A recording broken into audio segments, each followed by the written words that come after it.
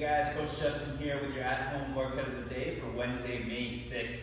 Our prep for today, we're going to start with a lazy push-up. So starting down on the ground, prone position, hands under your shoulders. You're going to dig your toes in, chest up off the ground, hips, and then the knees come up into a high plank. Try to lower yourself down like a traditional push-up. That means everything touches at the same time when you come to the ground, but then curl arch yourself up to come up.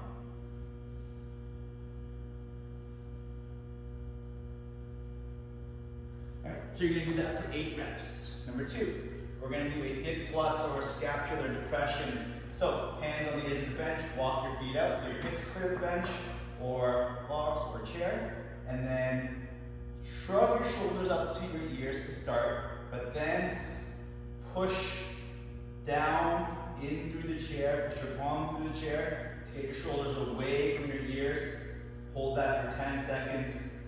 Come on down, out of it briefly, repeat, push hard, another 10, and then rest briefly, and then another 10. 3 by 10 second holds there.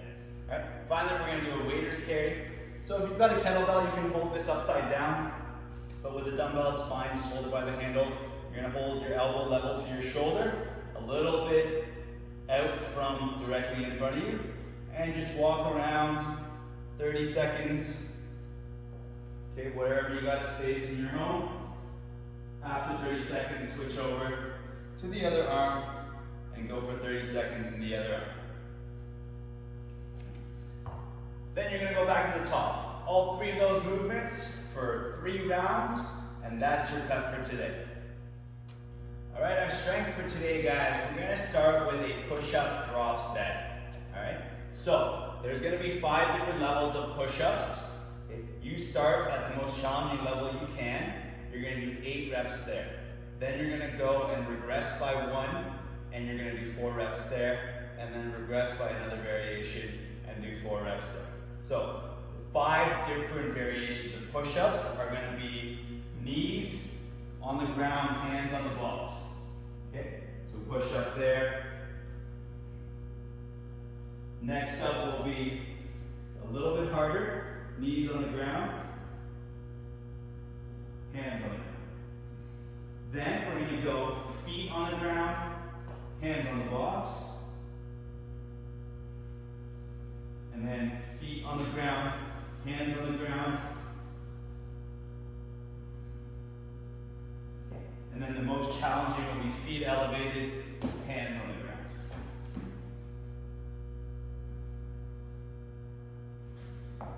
This will all be listed in your description of the workout there.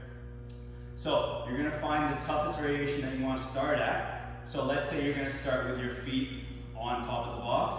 Okay, you're going to do 8 reps there, and then you regress by 1 variation, and you're going to do feet on the ground, hands on the ground for 4 reps, and then you regress by 1 variation, and you're going to do feet on the ground, hands on the box for 4 reps. Okay, so 8 plus 4 plus 4, always progressing in 1 variation.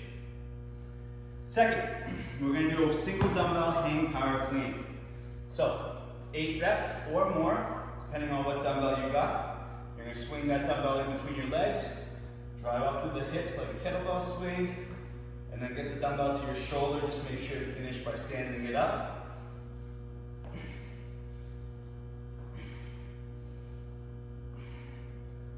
So you're going to do 8 or more consecutive reps, switch over to the other arm, and perform the same number of reps on the other arm. Finally, we're going to do a dumbbell windmill. So get into a nice wide stance. If the dumbbell's in your right hand, you're going to turn your left foot away from you. Right? Press that dumbbell up to the ceiling, and you're going to have your hand on the inside of your leg, and slide it down along the inseam towards the ground. Try to touch the ground. Keep pressing up to the ceiling with the dumbbell, and then come on back up. If you can't get down all the way, you're going to get as far as you can without bending your knee, and then bend your knee until you can reach the ground, and then come back in reverse. So you're going to do 6 reps on your right side, and then 6 reps on your left side. Then we're going to go back to the top to the push-ups, and we'll go through all of that 4 sets. And that's your strength for today. All right, guys, so we're gonna finish off with movement recovery today, 4 different poses for 2 minutes per side if applicable, starting with the couch stretch.